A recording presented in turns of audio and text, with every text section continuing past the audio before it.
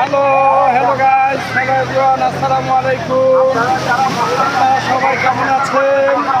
আলহামদুলিল্লাহ, আমি অনেক ভালো আছি। এই তো কক্সবাজারে চলে আসছি।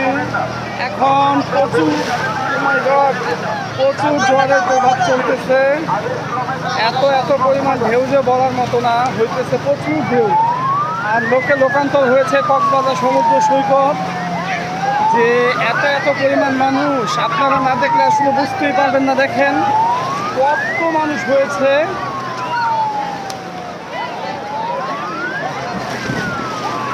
এই হচ্ছে কক্সবাজারের অবস্থান। আমি এখন আস্তে আস্তে গভীর পানির দিকে চলে যাচ্ছি।